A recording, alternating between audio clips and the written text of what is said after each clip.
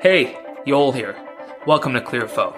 I created ClearFlow after realizing that at least most of us, prior to becoming what we're doing today or heading down the road we've headed down for the past who knows how long, we didn't really know the people who could answer the questions, those who could shed some light on what our future might look like. And that's when I decided to build a video studio and just invite people on. Talk to people who are doing anything from working in a coffee shop to flying airplanes to real estate agents, whatever it might be. If it's something that could shed light on anything someone out there like yourself is looking to do, then it's worth it all for me. I'd like you to sit back, relax, and enjoy the amount of time I spent with my guest who was kind enough to come on and share their experience, their perspective. Remember, every person has a different perspective on the same thing. No two people perceive the same job, the same career, in the same way. Which is why I think ClearFlow is just such a powerful tool for you to cultivate not only an educated but a well-informed decision as to whether or not this is a type of future you might be looking to engage in. With that said, sit back, relax, and enjoy the time my guest was willing to spend with me talking about their experience doing what they're doing. Scott Putnam. Scott Putnam. Scott flies for Alaska Airlines and for the Air Force. Yes. You fly C-17s. You began your private pilot license training in high school. How old were you? 17, I think. You're 17. Yeah. That's nice and early. I did mine at 10 years after that. Yeah. That's awesome. And then, so you let go of it when you failed your first check ride? No, it just, I there's a lot going on with school. So there was busyness with school. It kind of failed the check ride. And then just Seattle weather kind of makes... So you did it up here? Yeah, I did it up here. That's the thing about Seattle weather. Things just take a little bit longer. Things get delayed with the winters. Gotcha. Cool. So began your private in high school. Didn't pass the first check ride. You completed your license in the freshman year of college. Yes. Which was how long after that? Just like the next year. Next year-ish. All right. And then this is interesting. When I was reading, you got a non-flying degree economics. Yes. Why'd you go with economics? That's kind of I wanted a good backup degree. I always wanted to be a pilot. And I wanted something where, like, if it doesn't work out, it's a good degree to have. So actually, I was trying to go business degree, but I didn't get into the major. So I was like, well, I have all these prerequisites. What am I going to do? So I was like, well, economics, actually, I can graduate earlier than I would if I even got into the business degree. So I just swapped to it. So if you weren't a pilot, you'd be doing something with economics? No idea. Gotcha. But I just thought it was something possibly to fall back on. So got it. Got an economics degree, and then you applied for military reserve flying slots in the senior year of college. Yeah. So what made you think of, I'll do military instead of like civilian, or what prompted that? Well, so my dad was a military pilot, and that's kind of how his route. He ended up being a captain in Alaska. Oh, okay. That's right. You told me that. Yeah. Okay. He just retired in March a few months ago. Wow. So, okay. And I got to fly with him a couple times. But anyway, so I grew up with him doing military flying, and I thought it was neat. And it's a route to go where they basically, military pays for your licenses, which is so much cheaper, but there's definitely negatives to it too. Commit to stuff, yeah, things like that. So I went that route, mostly because my dad, I guess. And then he flew with a couple of guys at Alaska who were military reservists also, and that's how I would learn about the whole process where you can go after college and just apply into a reserve squadron. So you grew up in a house where my dad's an Air Force pilot, a military pilot. Yeah, he was actually Navy, but then probably when I was in like kindergarten or something, he moved up to Seattle. He got hired at Alaska, and then he was done with the military. How long has he spent at Alaska? I think 33 years. So you've known Alaska since you could remember yourself. Yeah, more or less. So obviously that was something that in the back of your mind you went, I want to fly for Alaska and not Delta because of that. Yes. Like you knew the airline. Yes. So you had that in the back of your mind. That's something that Seattle people have. When you talk to people who got hired on from like Denver, there was none of that. Alaska was always the airline I wanted to fly for and things like that. So that's pretty cool when that happens, I think. So then you interviewed with a squadron, and you didn't get hired. So this is cool because where you are today, and we briefly touched on it before the interview, where you are today, and failing that first check ride and not getting hired with the first squadron you interviewed with, and you're still doing what you're doing.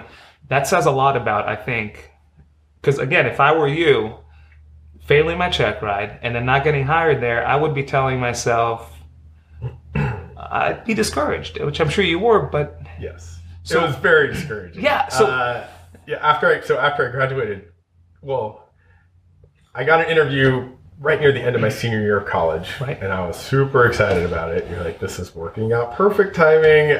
Graduate, go right into the flying thing, and I didn't get hired.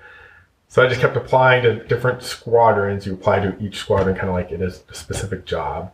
And I did not hear anything for another year and a half, 2 years. Wow. So I was working in a warehouse after graduating college. And you're like, when is this ever going to happen? Is this going to happen? I don't know. Very discouraging. So how, you said a year and a half, 2 years. How long is the average time that people wait to hear back? Oh, from the squadrons, it's they're hard to get slots. Sometimes people luck out. It's kind of a timing issue, I guess. It's kind of, does the squadron actually need people? If they hire, I would say each squadron hires, say, one person a year. Wow. So you are an average of one a year. Yes. Now, so McCord has 3 squadrons. So say on average they're hiring 3 people a year at McCord only. Wow. And McCord, and then the next base is Fairchild in Spokane. Wow. So there's not many slots, I guess. So you obviously knew that going in. Yes. Which eased the blow of not hearing back for a year and a half, because you said they're only hiring 3. I'm one of I don't know how many, but still. And then you finally did hear back, and they said we already filled our spots or whatever. Yes. Yeah. What'd you do in that year and a half in terms of just occupying your? Did you fly? Did you? I did a little bit. So I worked at a plumbing warehouse. I was driving forklifts, getting paid. That's something I've never done. $10.50 an hour. And that was kind of living that life. And then I was trying to fly a little bit just to try to keep that currency up and trying to work towards a instrument rating.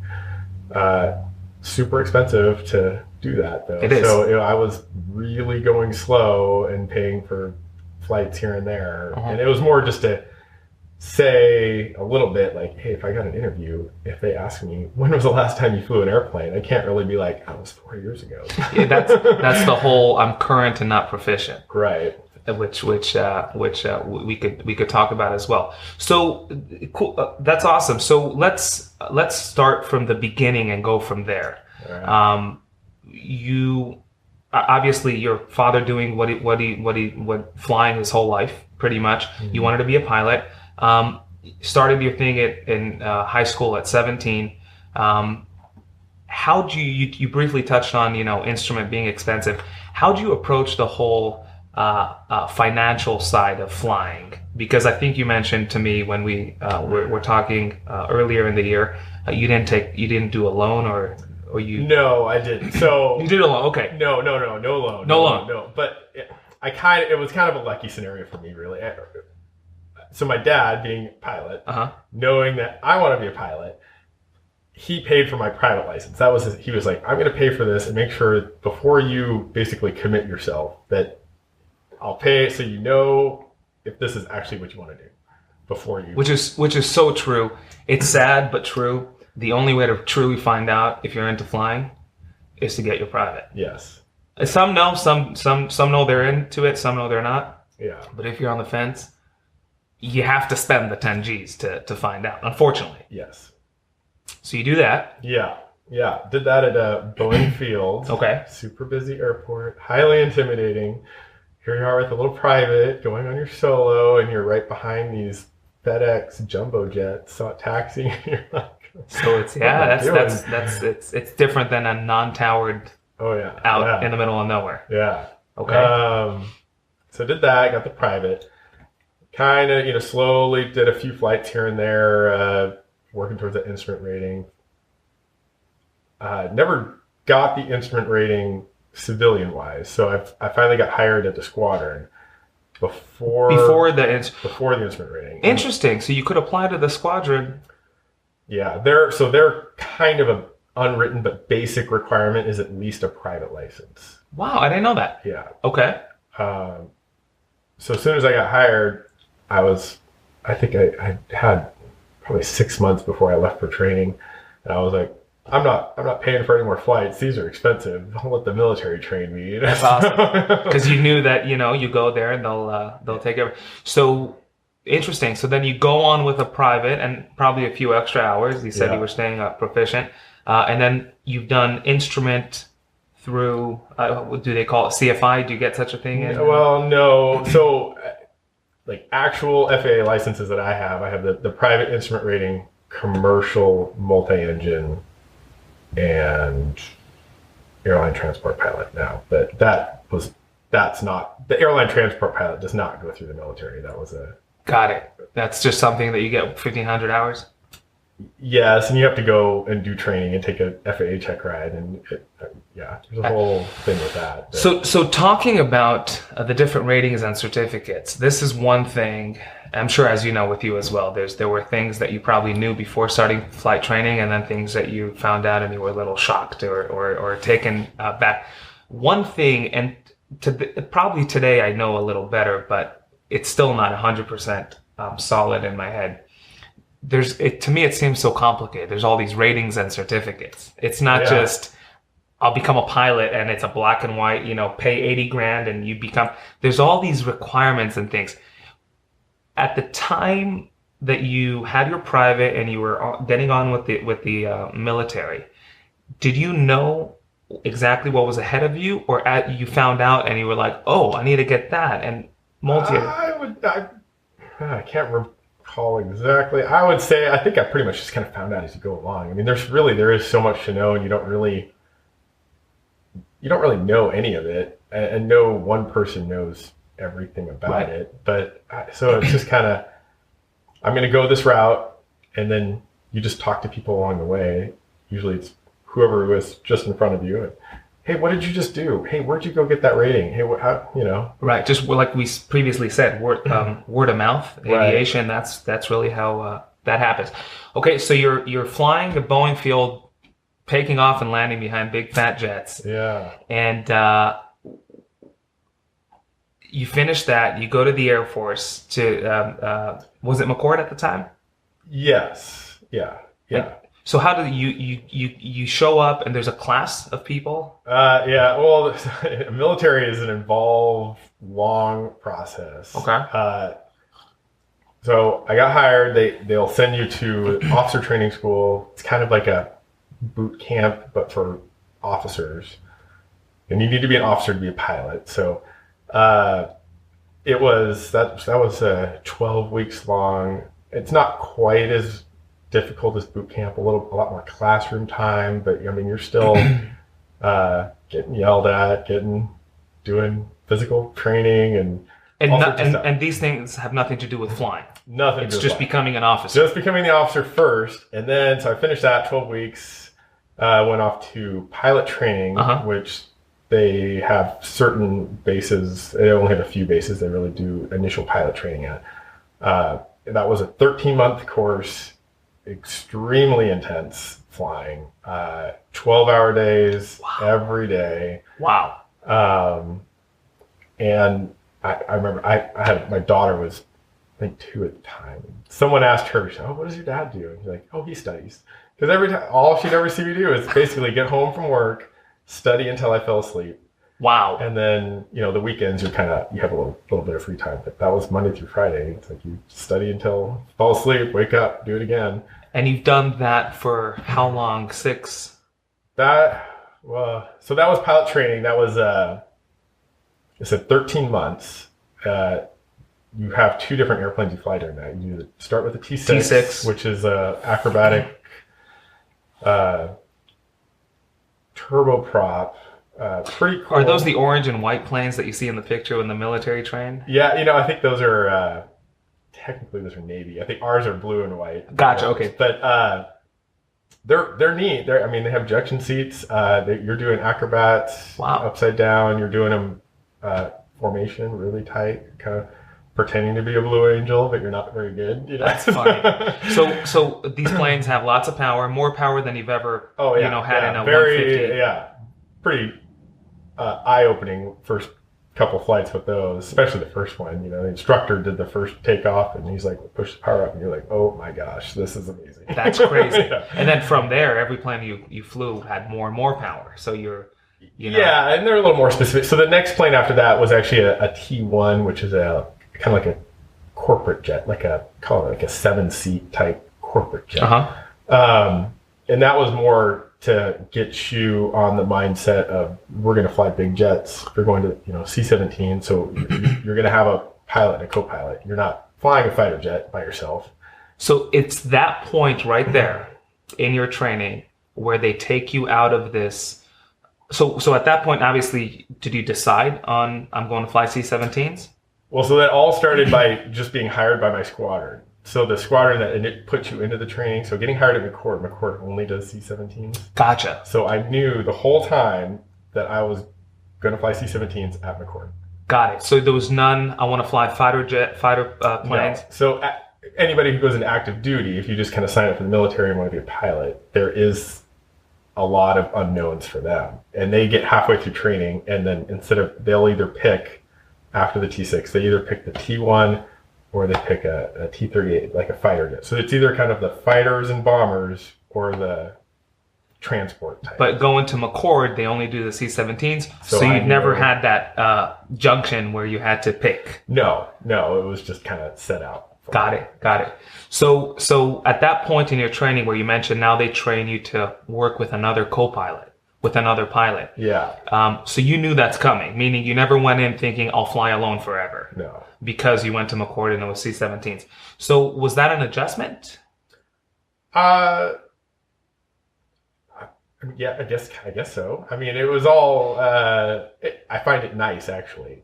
It makes things easier. It's a little easier. It's nice just to always have someone kind of watching you, you're bouncing ideas off each other. When things go wrong, you're not all by yourself. There's a little bit less scariness, especially when you're like brand new at these things. I mean, in the T6, they had us soloing when we had 15 hours, and you're going up and going upside down, and 15 hours you're soloing. Yes. So wow. So 15 hours in the plane with an instructor, and then you solo, and it's a plane that has a lot of power that you're not used to. And we're going up into MOAs, MOAs. What's an MOA? So military operating space. Okay. Where just training takes place, and usually it's kind of like a 3-dimensional block of air somewhere. It's an airspace. Where we were, I was down in Texas for all this training. They try to keep you as out in the middle of nowhere as possible. There's a lot of students zipping around in high-performance airplanes. So I mean, there's always. I know we talked a little bit about kind of dangers of VFR traffic kind of flying through, and they would when we were in those MOAs, we'd have air traffic controllers that you're listening to, and they would call out traffic for us if they saw someone coming, and they could be like, "Hey, you got an airplane coming through, 10,000 feet or something, east to west," and you're looking for them. Problem is, seeing airplanes in the sky is not as easy as it sounds. Absolutely, it is hard to find things, right? And especially when and you're a student. You're going upside down, you're going all sorts of places, and you're going fast. And all of a sudden, you're like, there's an airplane in here. And now you need to... try to watch. Now you need to find it. Yeah. Now, I would assume it's scarier to know there's an airplane coming and not see it than to just not know. Yeah. So once you're told there's an airplane, and you're looking for it, and time goes by, and they're saying it's your way or whatever, and you don't see it. So it probably adds up to all those things. And that's because what? VFR pilots are allowed to fly in and out of MOAs. Yes. And you can't... Yeah, not restricted airspace at all. You can go. Just if they... I don't know how it works anymore for VFR, but I would imagine you can find out if MOAs are active or not. And I would say if they're active, either, I don't know, maybe avoid them or at least just be cautious and keep an eye. Because there's 15-hour students soloing up there. Could be. Not knowing what they're doing. Yeah. That's awesome. So MOAs are under 10,000 feet. As far as airspeed is concerned, is an MOA like the we were talking briefly before the interview about military training routes, which the speed could go above 250 knots under 10,000 feet. Do MOAs have that leeway, or is it? You should know this answer. You should know this. I haven't done the MOAs. That was 10 years ago. That was training. So speed aside, it's just a place where you guys are training, and you're probably not all, there to avoid airplanes as you would be otherwise. Right. It's just a spot for you guys to train.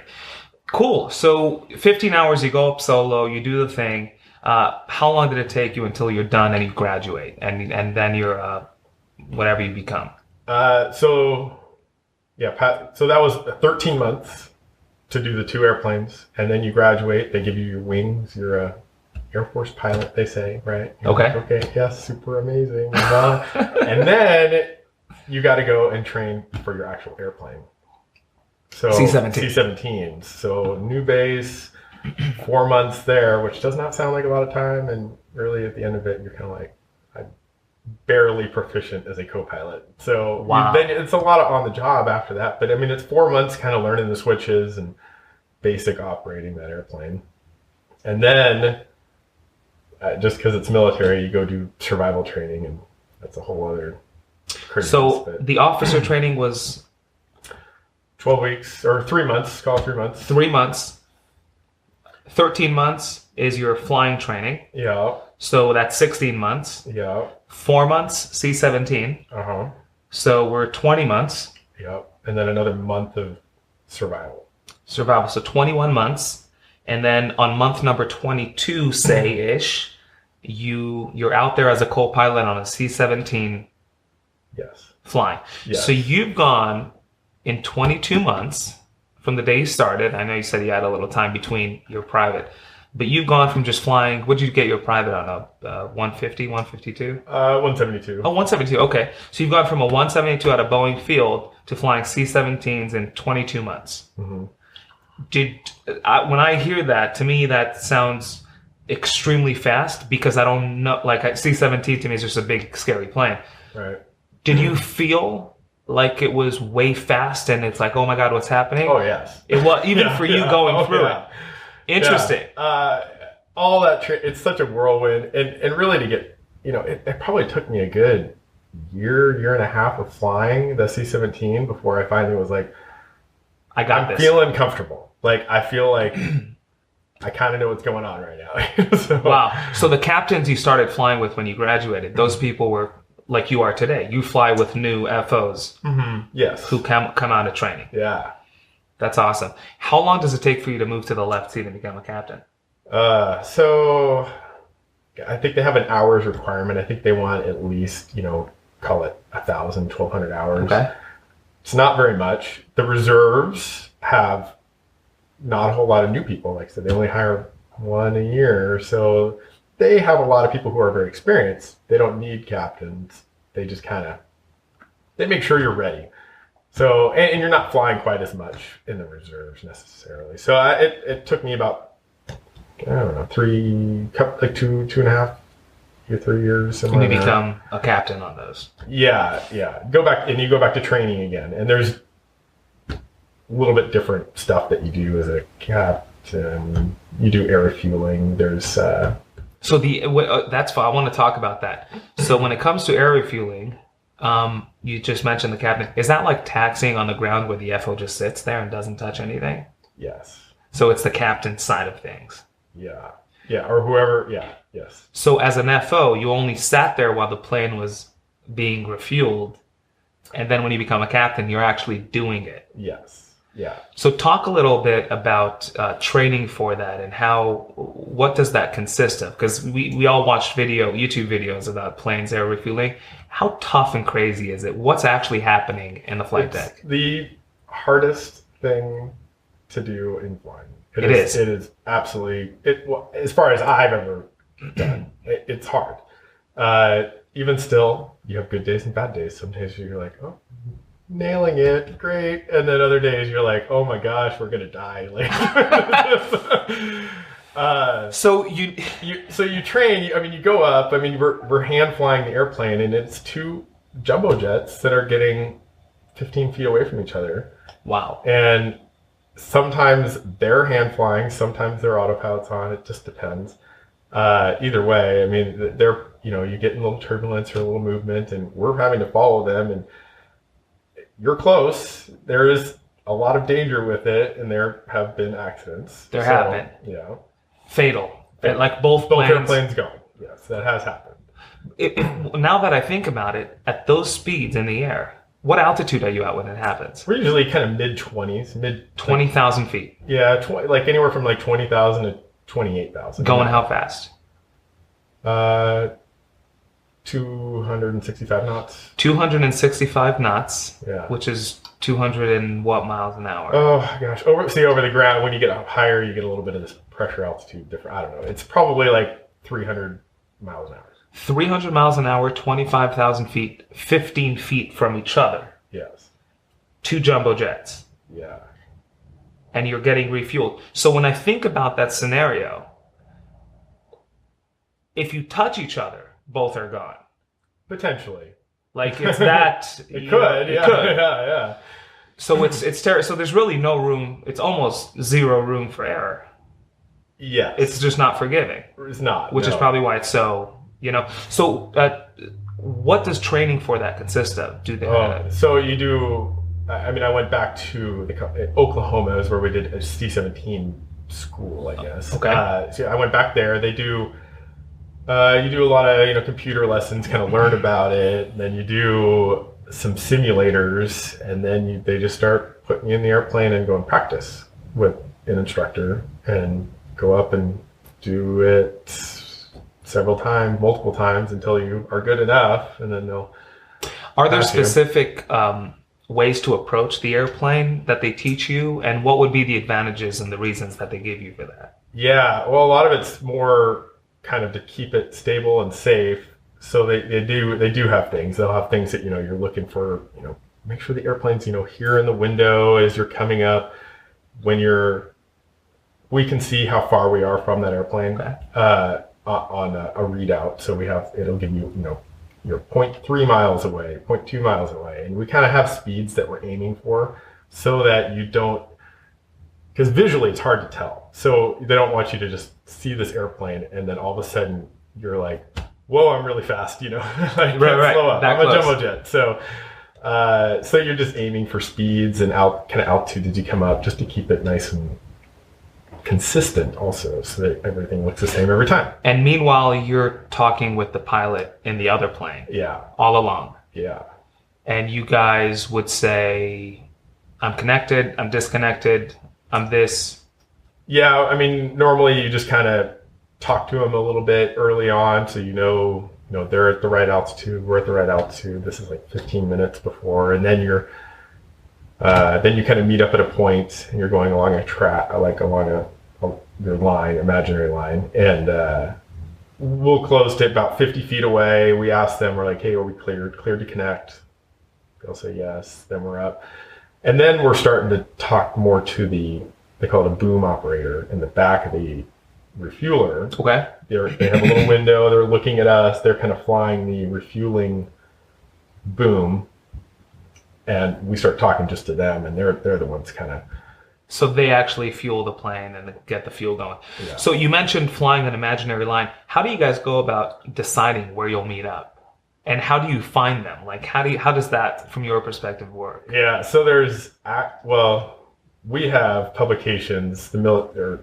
Air Force or military, we can look up specific air refueling routes. So there are specific areas all kind of throughout the country, because they end up with these altitude blocks. So we have to have two airplanes. They get like 2,000 or 3,000 feet of altitude, and they know so that you can tell air traffic control exactly where you're meeting. And so we both know where we're meeting, and it's all, hey, we're going to do this track.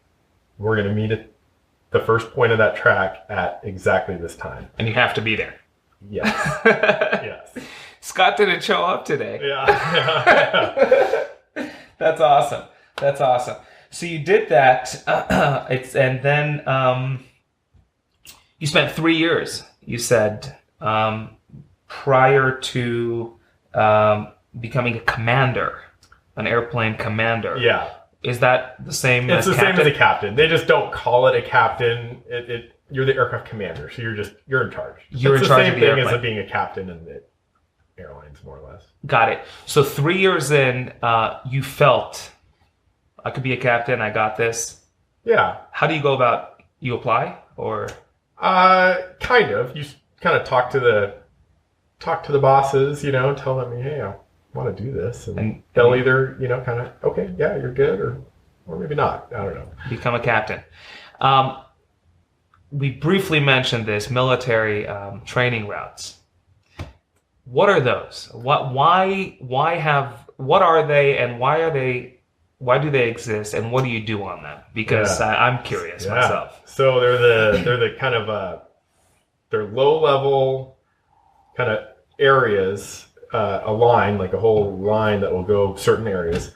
Low level, the training is for us to do kind of high speed, really low altitude stuff. Training, I guess, for the scenario where you're going in enemy territory, you need to be below radar. You get low, you get fast, you hide behind mountains, and you're flying a C-17. Yes, yeah. And so, I mean, when we do it, and we're a big jumbo jet, and we're going down at 300 feet and 300 knots. So we're moving. It's fun. That's crazy. So to avoid radar. Yes. That's why you guys do it. So how does that work? Do you guys wake up one day and say, we're going to fly a military trainer? Is there a requirement as to how many of those you need to conduct? Yeah, we have a list of currency events that we need to do all the time, and that's kept track for us. We look at it. We kind of have to know what we need to do. So we'll come on we'll do a training flight, and we'll kind of look at, hey, all these guys are signed up for it. We'll have maybe there's 4 pilots, maybe there's 2 pilots. Kind of look at what you need, and you're like, hey, okay, let's do a training route. We need to do one of those. Okay. A low level, they call it. So so you plan it out, and we have a day before the flight that you go and plan them, and you need to make sure that you kind of get maps, I guess, ready, and you look and they make sure that all the current towers are charted on there, because you're below the level of towers, and everything needs to be. You need to know where the stuff is. You're spending a day before actually going and flying, planning things. Yeah. How long does the actual flight take? Well, so we'll do these training flights, and they range anywhere from like 3 to 4 hours, 3 to 4.5 hours in that realm. The actual low-level part of it is only 15 to 20 minutes. Wow. So for 15 to 20 minutes, you're spending a lot of time. Yeah, I mean, some of the other part of it, I mean, you're going and doing practice landings and stuff too. I mean, they'll combo these training flights, and you'll do a ton of different stuff. Sometimes they'll do air refueling and then go into a low level. Interesting. So you do the whole thing with training. In real life, have you ever done a low level, as you call them? I have not. No, you have not? Not in a combat zone, but they do them. To avoid radar? Yes. Yeah. And things like that. You had, before the interview, you were telling me a funny story about a low level flying with 2 girls. Oh, yeah. Any crazy stuff you come across when you do these out of the ordinary type flying? Yeah. So we had probably one of my scarier moments was on a low level. It was over Eastern Washington, and we're zipping along, going, our 300 knots, 300 feet, and all of a sudden, I wasn't even in the seat. I was there's multiple other seats, so we swap out as we fly. And at this point, you were a commander, or? Yes. Okay. Yeah, but not an instructor yet. But anyways, these guys, they were flying. I'm talking to one of the other pilots in the kind of the back seats here, and I'm looking out the window, and whoa, there's an airplane coming right at us. It was a little crop duster airplane, so they're not using, they call it transponder, so you can't see them on our TCAS or the radar. Just normally we can see airplanes kind of moving around on our displays, and it didn't show up because they didn't have to, because they were really low too. And all of a sudden we were on a collision course, and we were about 5 seconds from hitting him. So maybe 10 seconds. I don't know. It was more close than I wanted to be, and it was all of a sudden telling me, climb now, and they're like, what? And I'm like, pull back. Just get up. Wow, and those things can happen. They can, yeah. And he was legally where he was at, the crop duster? Totally fine. So you guys need to, so how does that work with avoiding?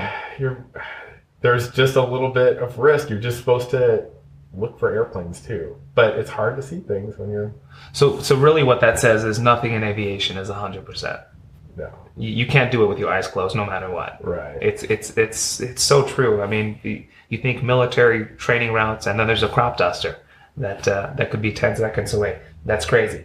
So you've done that. How long have you spent in the military doing what we're talking about as a commander in a C-17? What was next after that? How long have you? So that was that. I was kind of flying trips and missions and going combat zone all the time. What would a deployment look like? Give me what would a day in the life on a deployment look like? Our normal thing that we used to do a lot. I don't really do much anymore of this, but we do these trips, and they'd be, call it 6 days, take off from McCord, you'll go fly to some army base or some base, pick up cargo, fly it to Germany, spend a night in Germany, fly down to Afghanistan, drop it off, either fly back to Germany or Kyrgyzstan or Qatar. There's different countries we'd stay in, and then you kind of make your way back. And so over about 5 days, you basically are just dropping cargo in Afghanistan or Iraq, coming back. We did a lot of that. So you fly from here to there straight shot, and then you do whatever runs you need to do? Well, it just kind of takes a while to get there. That's the problem with military flying. You can't fly as straight a shot as, say, an airliner does, just because a lot of countries don't like us. So interesting. There's a lot of kind of weird routes, and some, say we're going to Afghanistan. Well, there's all these countries in the way of Afghanistan, and most of them don't like us. And there's, say, Iran is right next to it.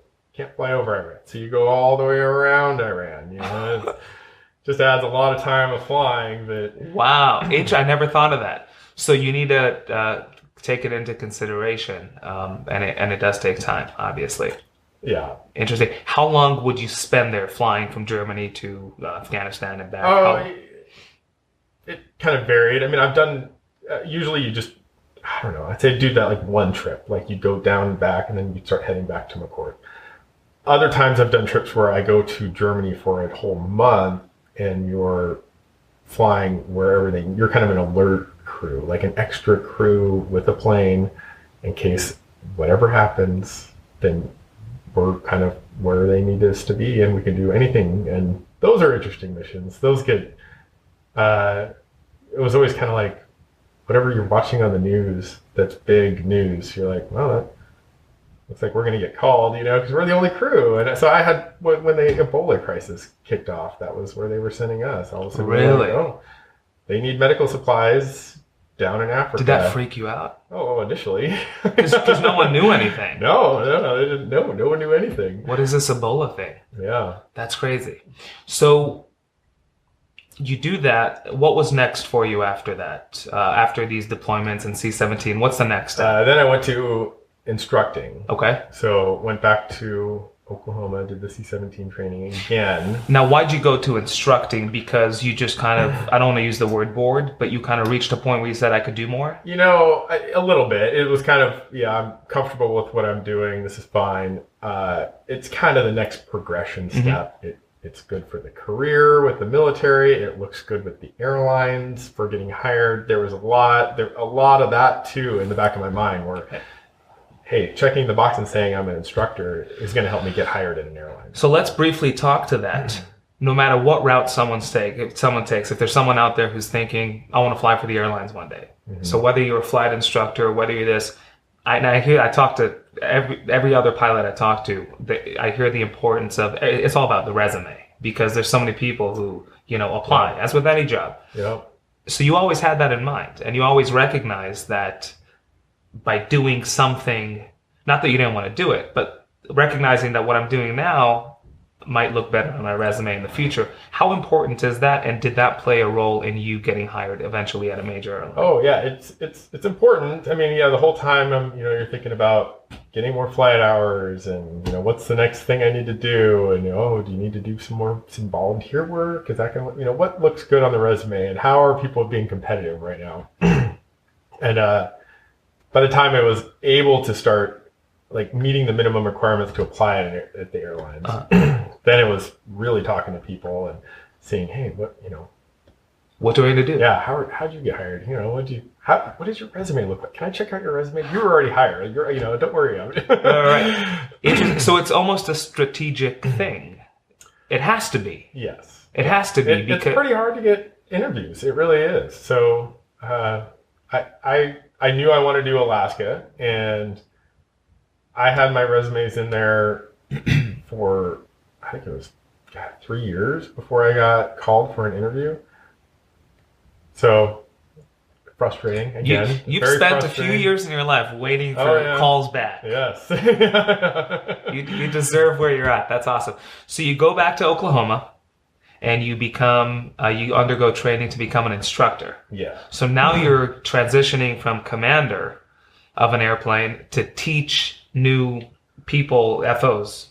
Yeah, there's a little bit of that. So as an instructor, you're still qualified as a commander also. So you can still just do normal trips. You can still just fly normal stuff. And then sometimes you'll be the instructor on these training flights. There might be a new person on it. Sometimes it's just could be other instructors that just need some training. Got it. Or could be other commanders that need some training. And you're just kind of running that training flight for them and helping that all the stuff get accomplished. Interesting. Yeah. So it's just another step. So at that point, as an instructor, when you get in the plane, it's just another level of knowledge and comfort and having a hang of things, because it's really, you can't ever be, it's always like steps. Oh yeah. And you feel you go from the right seat to left seat. Before the interview, you were saying, we were talking about this girl who fell asleep on a military training ride. Uh-huh. So who were they? How do they get on? That was, I think there was a couple of admin airmen, I guess is what they call it. So, or enlisted airmen girls that we had. They were in the squadrons. There was couple different squadrons. So there was a couple of them, and I think they call it an incentive flight. So they just had, done good in their job, and they've been there for years, and they kind of gave them a, here's something nice. So today, instead of working your job, we're going to have you go fly along with these guys. See what it's like. And these girls were not becoming pilots. No. It was just no interest in so tell the story again. It's too good to leave it out. Yeah. So we do this training route. We're over there in Eastern Washington. Doing a low level. We're doing low level. We start going we're in the mountains. We're going, and I look over, and here's one of the girls just sleeping, and you're like, wow, it's like, nobody else gets to do this. Like, I think this is so cool. She was sleeping. And I'm like, I don't know how. Yeah, just sleeping. She was not into it. Not into it at all. It would be one thing to be scared, but she was just sleeping. She was bored out of her mind. Yes. That's crazy. So you become an instructor. How long do you spend as an instructor? I've been an instructor for... So you're still I'm still an instructor. Yeah. What's the next thing after that? Alaska? Yes. Yeah. So that all happened pretty quick for me. I'd been applying for Alaska forever, and then I became an instructor. When was the first time you applied to Alaska? At what point in this timeline? Call it, I don't know, 3 years after I became an aircraft commander, I guess. Once I met the minimum requirements, they have, I think it was 1,500 hours of PIC time before you can apply. And so I did that. PIC time, for those who don't know, is pilot in command. Yes. Yeah. And then, so once you reach that... Yeah, then the applications were in with the airlines, waiting, then just kind of making the resume better. And after, I think it was good, I don't know, a couple of years maybe, and I was like, I need to change something. Nothing's happening. So. And that was 3 years. Yeah, probably 2 or 3 years in that realm, and then I went and did instructor school, became an instructor. Now that goes on the resume. Update the resume with Alaska, and about a month later, got a call for an interview. Maybe the secret is to become an instructor. It definitely helped. It couldn't hurt. So. Wow. So this is cool. So now we get to Alaska. So you're flying. So what's before I move from the military life, just because I don't know any of this, I know the lifestyle of Alaska. What's the lifestyle of someone who's a C-17 pilot? Is it, how many days off do you have a month? Is there a set schedule? How does that work? So not really. So when I was doing a lot of the full-time kind of flying, they put you on, they call it you're on orders, I guess. So long-term orders, meaning you're active duty, basically. You really have no schedule. There's no guarantees of any day off. Probably the most extreme I remember doing trips where I would be gone 12 days, come home, driving home from work, they would call me and be like, you need to be here in the morning. You're going on another 10 to 12 day mission. Unplanned, like that was something that just showed up. Yep. And so that's kind of worst case scenario. Right. But other ways, you can probably use, I don't know, 10 days a month, you'd be gone on a trip. And then you do some training events just at home, and that feels good. But then, plan on anywhere from 10 to 15 days a month out of the country. So no rhythm? No. How far, did you ever know your schedule for like the following month, or there was no such thing? No. So being in the reserves, we kind of volunteer and take these long-term orders because that's your paycheck. So it is your job. I had one of my really good friends wanted me to be a groomsman in his wedding one time, and I remember I had to tell him, I'm like, I'm just going to decline being on these orders, decline the paycheck for 3 months because it's the only way to guarantee that I could actually go to the wedding. Fascinating. There's no way else to do it. Wow. So you have, interesting. So those are things that you need to accept as you start doing what you've done. Right. Recognizing, and you had kids and family. Yeah. It's a rough life. It's a rough life. Yeah. But today things are much better. Yeah. So things do get better. Yes. You become an instructor. A month later, Alaska likes what they see, and they give you a call. Yes. So let's take it from there. So when an airline calls you to say we'd like to interview you, how does that work? What goes on into that? Well, it doesn't matter what day they say. You say yes. I can make that. Okay. Never decline. Location or date or whatever. I'm free. I'll be there. I'll be there. That's a good start. Okay. It was kind of I think I had to, make sure I prepped all the paperwork, got my military records, all the flight hours, everything's all set. And then I did some practice interviews. There's kind of interview consulting companies out there actually that specialize in airline interview preparation. So you were serious about you were not. It sounds like you wouldn't take a no for an answer, which I think is awesome. Right. So I went and did some interview prep with a company here in Renton. It was very helpful. That's so. You mentioning that. That's so huge. When someone would take an interview prep thing before interviewing, just knowing that you could maybe just knowing that, oh, so many people would probably go, oh, I got this. I've been flying C-17s for forever. Of course they want me. Oh, yeah. I'm an instructor. Of course they want me. But after all that and all your experience, he said, I'll take a course just to make sure, add that cushion. Yeah. And make, nothing's guaranteed. Oh, no. But, so that is awesome. Yeah. I mean, a little bit of recognizing, too. You're like, okay, I know how to fly an airplane.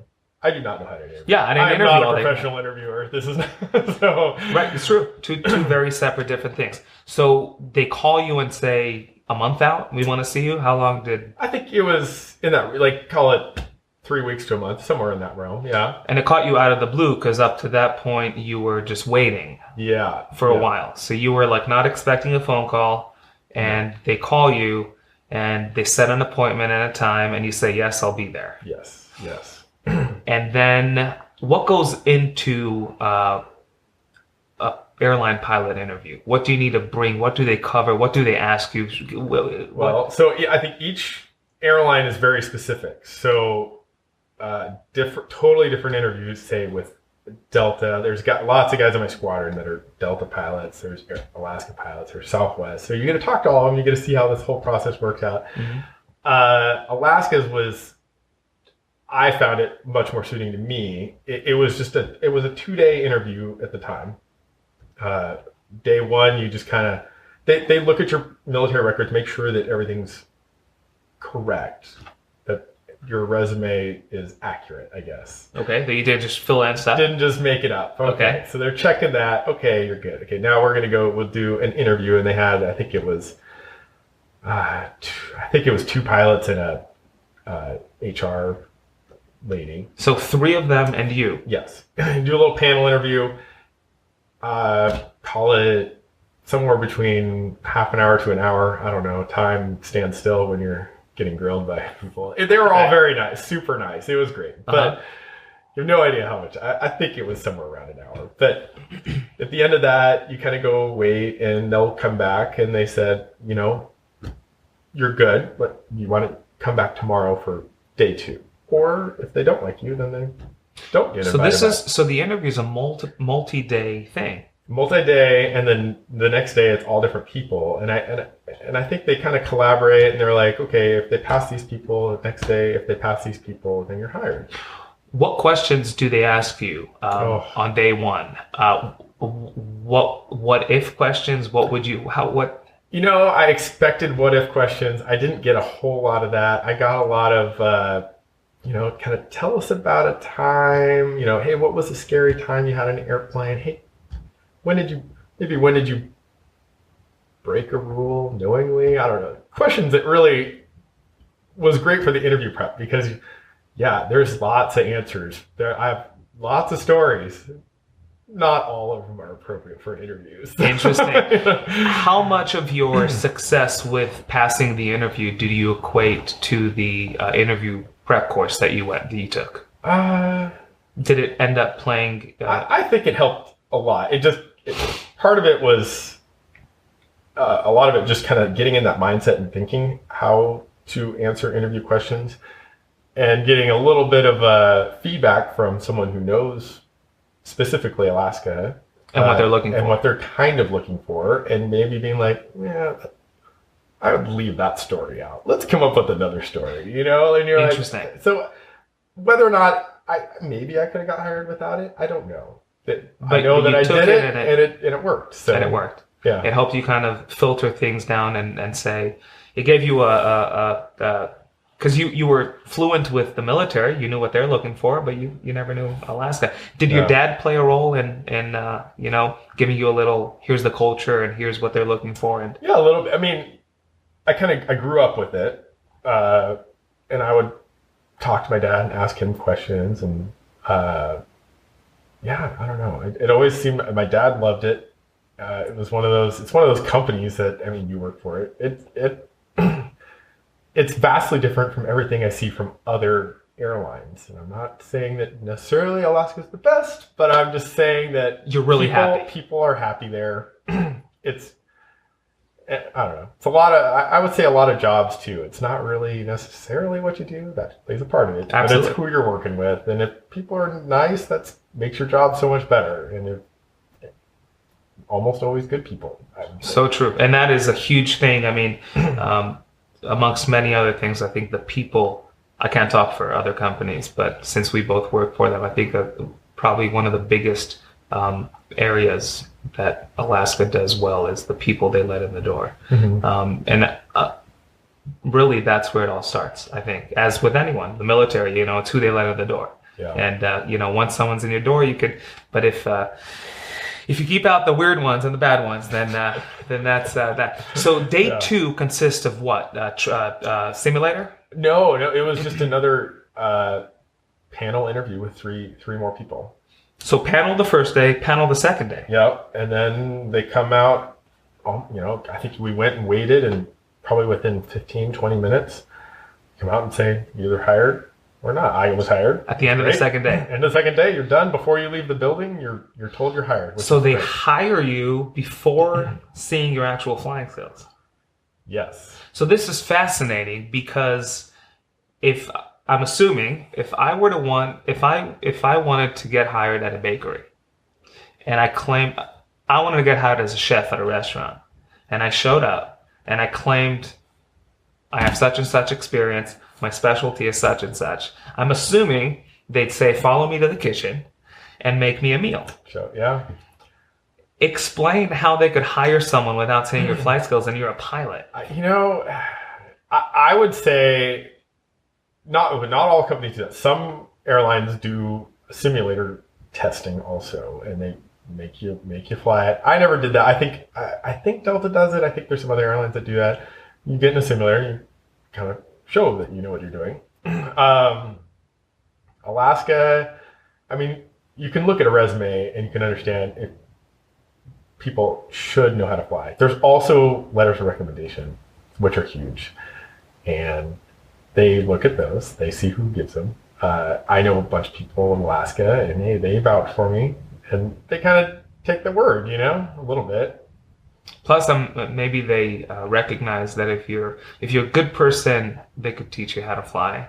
As to if you're not someone they're looking for, they don't really care how good you fly. That's probably true. Yeah. I mean, you can teach flying. You can't teach to be a good match. Yes, that's right. Interesting. So day 2, you're hired. What's next after that? Then it was waiting for a training date, and that was another frustrating wait game. I think because you said 8 months. 8 months. Until you had a training class. And the whole time you're like, any day now. I think probably, initially they thought it could be like a month. And so you're kind of waiting, and I'm doing the military flying stuff, but I'm kind of foregoing doing any actual missions. Because I don't want to be, go on a 10-day trip because I'm like, I might get a training date. I want to be home in case I get a training date. Right. And it was just month after month after month. And finally I'm like, well, I guess I'll just start flying, and they'll call me when they call me. I don't know. So it's not that they said when you got hired, listen, you're hired, but it'll be 8 months. It's that they said you're hired, but we're not sure when a class will happen. Exactly. Which is even like more on the fence, and you couldn't. Yeah, I mean, eventually it happened, so it was good. But but it was a long wait, and 8 months. Did you do a big mission in that time, or? Yeah, I did a couple. Yeah, and also took a couple vacations with the family. I kind of realized I was like, hey, I'm going to be a newbie at an airline, so I better do some stuff while I got some say in my schedule. So that's awesome. So 8 months roll around. Talk about a little bit what goes into prepping for an Alaska Airlines first officer training class. What do they expect of you? What goes into it? Because you like you spoke of before, your daughter said her dad was studying all day long. Yeah. Did it look similar at prepping for Alaska as it did with the military? What goes into that? Yeah, it wasn't quite as difficult at Alaska. I mean, there was a lot of. I mean, they're studying initially, and I would go home and study. There's basically you kind of learn the airplane. Initially, you show up, you kind of learn the company, really. They kind of show you around the iPad, the manuals, like this is how you're going to find stuff. This is kind of what we want you to study. And they kind of laid it out really nice. I think it's a little bit different we're talking a company that makes profits. So they're not going to waste a lot of time and money training you on things that you don't need to know. So they're very specific. It's pretty laid out. It was pretty, I don't know, nice how that went, I guess. Gotcha. Was there anything before showing up that they expected you to do, or? No, not that I can think of. Just show up and we'll train you. You already have the credentials, you got the hours, and just be here at a certain point, certain time. How long is the training class?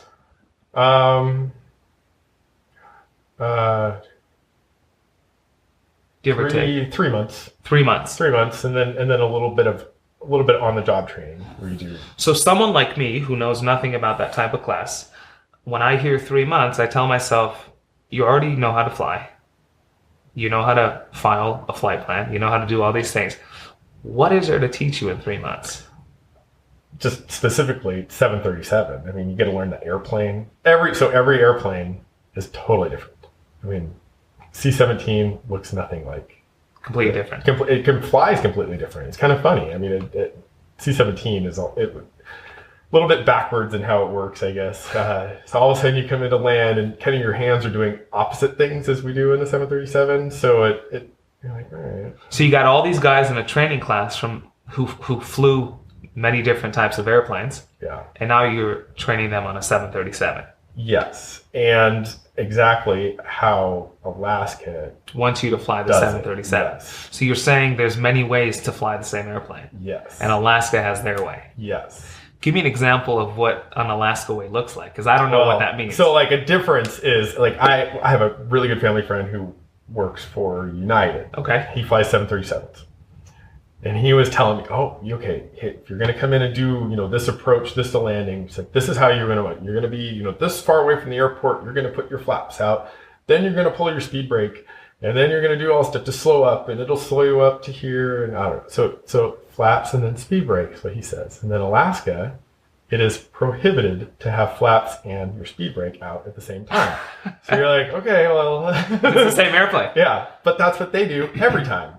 And we're not allowed to do it at all, ever. So interesting. So there's different ways to fly the same airplane. Same airplane, yes. That's something that I never thought of. Yeah. Interesting, and we have our own ways. So you're learning all those things in 3 months. Company culture, I'm assuming. Yeah. They go over all these things. Yeah. How many people do you have in class? 12. How many people failed it? Nobody. No one fails it. No. How common is it for someone to fail that type of class? Pretty uncommon. Uncommon. I think. Because at that point, the experience you have, the interview you've gone through, yeah, it's pretty much. Yeah. They know, I mean, you're trainable generally. If they're going to hire you, they want you to be trainable. So once you kind of start going through the training, I think I've heard of some people struggling and they can get extra training. They can do extra simulators. They can do a couple extra flights and they'll get you there, So it's more of a mindset of, I like that you use the words, they'll get you there, because it's not, if you're not there by the time we want you to be there, you're out. We'll get you there within reason. Yeah. Which is cool. Yeah. And I'm assuming most airlines it would just make sense. I think so. Got it. Yeah. Got it. So you graduate. At the end of the 3 months, they say everyone passed, you're ready. Oh, yeah. What's next after that? I was initially based in Anchorage. Mm-hmm. So getting my schedule up in Anchorage and flying those flights. And you lived in Seattle. Live in Seattle. And so you become a commuter. Yes. First time ever commuting? Oh, yes. So you were new to it. Yep. Okay. Takes a lot of time. Takes a long time. You fly to fly. Fly to fly, yeah. Okay. Yeah. It's nothing like spend 4 or 5 hours trying to get to work. Okay. So that's a commitment. Yeah. So I got a crash pad up in Anchorage. So it's crash pad, like just kind of a shared apartment, make it cheap. Staying up there doing that. That was only 4 months. That was over a summer. So flying. And you're on call? I was on call for only a month up there. Okay. And on call, for those who don't know, they call you and they say, we need you to show up at the airport and fly such and such. Yes. Flight. Yeah. They'll get a call. You have 2 hours to show up. But I mean, your on call period is, call it, I think you have 14 hours in a day where you're on call, and you're only on call, I don't know, 20, like 18 days a month or something. It's not every day. It's very set. And you go flying. Go fly. And then after that month, you got a set schedule, and you had your thing. So I love that you went up to Anchorage. I didn't know this, or maybe I did, and I forgot. Shame on me. But talk about how Alaska flying is different than any other flying, if it is. And I think it is. It is. Yeah. I mean, up in Anchorage, especially. I mean, no other airlines really do that. No major airlines go up and do a lot of this Arctic flying or Southeast Alaska flying. Small runways, windy, short runways, windy, terrible weather sometimes, very unpredictable weather. Especially in the winter, it's icy, snowy, windy. You're landing on a short runway that's covered in ice.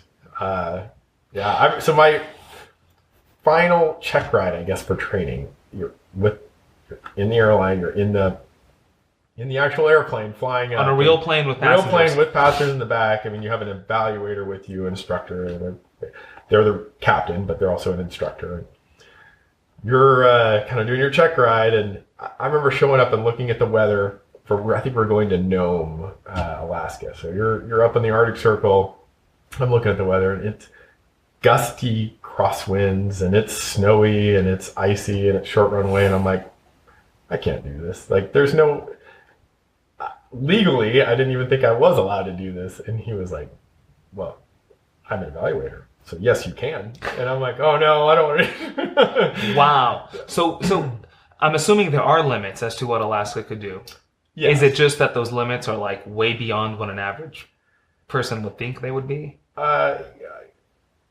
Kind of, yeah. I mean, so Alaska also kind of creates their own approaches, I guess, into airports. They use GPS, RNP, I guess, required navigational performance. There's a lot. It's kind of a weird GPS thing that gets you really where you need to go. But Alaska's created their own that have been approved by the FAA, and they can go into these airports that other airlines can't because they don't have that technology. They don't have it. Yeah.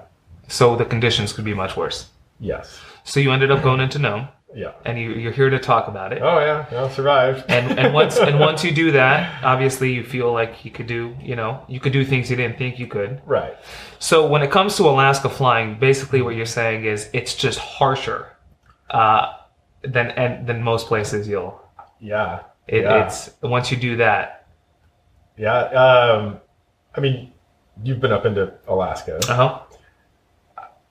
I would say the average, passenger on an airliner does not get to feel what a kind of a go around or a missed approach, like, hey, I didn't make it into the airport going around. Most people don't ever see that or know what that really is. Everybody who flies to Alaska consistently knows what that is. Know what that is. It gets bad. When you fly into Juneau, yeah, going around is almost as common as landing. When the weather's bad. Yeah, when it's bad. I mean, it can be really bad. Or not even just skipping it and flying to the next town over because you can't fly in. Yeah. That's crazy. So 4 months go by, you're back in Seattle, and you fly the line. Yeah. I think I was on reserve for a little bit back in Seattle again, so on call again. Kind of a mix of on call / getting a schedule, maybe. I don't know. Yeah. You do that. How long did it take, or how easy or tough was it to fall into a routine where you were able, or you felt like you got your Alaska Airlines life and your military reserve life in sort of balance? Was it smoother than you thought it would be? And you mentioned briefly before the interview how Alaska are good with that. Talk a little bit about, because I know there's quite a few pilots who do it how you're doing it. Yeah. How does that look like from your perspective? Yeah, so your first year at Alaska, we're on probation. Okay. So you kind of try to do as much as you can without highlighting yourself, I guess, at Alaska. And I'm still the same way too. You basically try to just kind of fly your job and do your job as best you can. Adding the military just basically takes away days off. Because you do that on your days off? Generally. Now, you can kind of get out of work in Alaska to do military stuff. They have to let you do that. Sometimes we need to do that. Sometimes the military requires us to be, hey, we need you here for this training thing. Well, okay. Does one come first before the other? Well, generally I try to put, Alaska is kind of the more full-time job. So that's sort of the priority. However, the military kind of got me there, so I'm a little bit conflicted, a little bit pulled, right? Absolutely. Also, the military is not forever. Like, I'll probably retire. I need another 7 years. So I have a little ways to go, but eventually that will be done. Alaska is going to be, hopefully, until 65. Until I retire. Yeah, done. Yeah. Wow. So I just mentioned the word 65. You're a good person to ask this question. Do you or the average pilot, do you think the age should be increased or what? No. You don't? I don't. Too old? You fly with some 65-year-olds? Oh, they're usually great, to tell you the truth. I mean, people are sharp. I mean, if you're not good at your job, they'll ask you. Because I never knew what most pilots think of that whole 65. There's different people there. So my dad would say it should be older because my dad got forced out because he turned 65 and he wanted to keep going. And for those who don't know, when a pilot at a major airline in America, is it this way around the world too, or? Yeah, sometimes different ages. I think Canada's 67. Yeah. So major airlines in America, 65 years old, you have to retire. Yeah. Mandatory retirement. Yeah. And it was 60. Yes. And it went up to 65, mm-hmm. which saved the airlines from needing to hire a bunch of more people. Yeah. But then there's a shortage. Yes. What is a pilot shortage, in your opinion? How do you view that? What is it? Because people say it all the time. What does that really mean? Yeah, there's just not as many qualified people. It takes a lot to be a qualified pilot for the airlines. So all those ratings, all those licenses, all that experience, it's hard, expensive, time consuming to get. And I think there's less people there, and yet the airlines are expanding and they need more pilots, and there's just not the same level coming through. And right now what it's really hurting is the more of the regional smaller airlines, because the big airlines, if they need people, they still can pull from those regional airlines. But the regional airlines are sometimes struggling trying to find enough pilots to come into their job. So the majors are emptying out the regional when the regional has a hard time getting new ones in there. Yeah. Gotcha. And that's basically the system, how that works. Yeah. And it's intensifying. So let's start wrapping things up. Let's talk about, you said you're going in November. Oh, yeah. To fly a mission where are you going? Going to Antarctica. Yeah. So what's that? Talk a little bit about that now with the military. Yeah. So how did that come about? It's this really cool trip that you kind of have to, put do some extra work around the squadron, kind of get yourself highlighted. You have to be an instructor, and you could get selected to do this mission. So we're going to go fly to New Zealand for a month, and then out of Christchurch, New Zealand, we're going to fly trips back and forth to Antarctica for scientists, more or less, I think. I haven't done this. Are you flying people there, or are you just doing a mission? No, I think we shuttle stuff back and forth, basically. I think you're shuttling people and supplies, maybe, back and forth to Antarctica because, well, you can't take a commercial jet to Antarctica. Right. And you're landing on what? On ice. You're landing on ice. Yeah, I think the runway is actually just sea ice, like you're floating on the ocean. Wow. Is where they put it, I think. There's 2 runways in Antarctica. So one of them is that, and one of them is still ice, but it's not on the ocean. But a little less scary. You won't fall to the bottom. That's awesome. So, as I told you many times, a big part of this is to spread information and provide information to people who might not have access and the ability to talk to someone who does what you do. what are some things, it's the famous, what are some things that you wish you knew before going into the military? And then we'll get on to Alaska. That if someone were to tell you or prep you for those things, you'd feel like you'd maybe have a better perspective and idea of what was ahead of you. Man,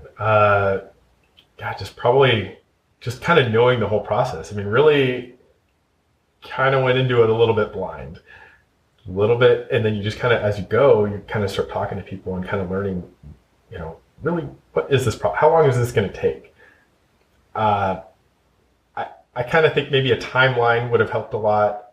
Knowing how long things will take. Yes. And it's never set. Right. But I think I had expected when I graduated college, I kind of was like, 8 years from now, I'm going to be flying in Alaska.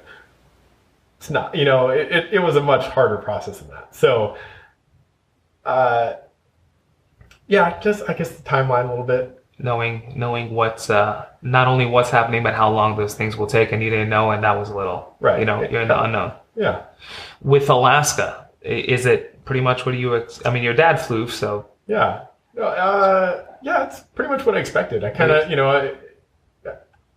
I kind of knew the lifestyle a little bit. I saw my dad doing it. It's fun. It's good. I like it. You do little layovers here and there. But you're not really gone all a ton. I mean, so talk to that. Are you not gone as much as people think we are?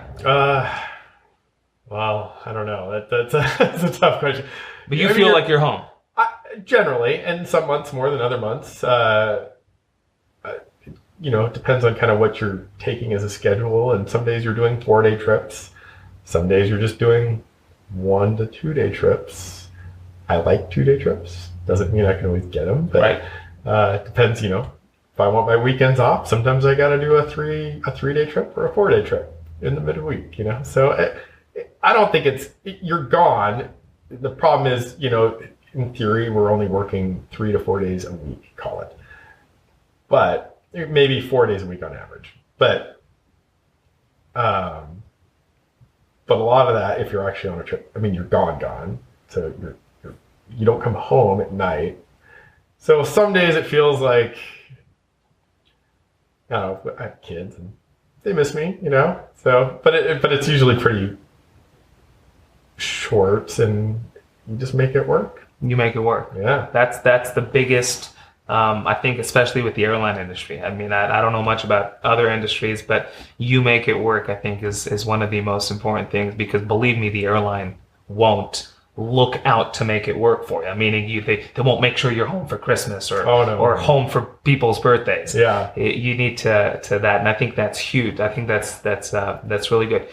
I'm just curious, if you weren't a pilot, what would you be doing? Oh man. Give me one job. Give me one job. One job. If you weren't a pilot, what would you be doing? I don't know. Stockbroker. You'd be a stockbroker. I might. Who knows? Okay. This is fun. That's awesome. No, I'm always curious what people do. So, do you feel like you found balance at this point in your career? Yeah, I do. I feel pretty good. Comfortable. And how long did it take since you got your private to finding balance? Oh, man. I probably only started feeling really comfortable with stuff last year. Last year. So one thing to tell people out there is this is a long road. Yep. It's it won't happen overnight. It's years of waiting for a phone call. It can be. It can be. Or it could happen right away. It could happen right away. It's from the very beginning, recognizing where you want to end up and making sure that you're aligning what it is you're signing up for and doing as becoming an instructor and things like that. So it might look good and reflect in the future. So it's a lot of that goes into it as well. Yeah. And which is important, because if I wouldn't talk to you, I wouldn't think about that. Right. So it's the small things like that. You love what you do, obviously. Mm-hmm. Mm-hmm. And is flying for everyone? No. It's not. No. It's not at all.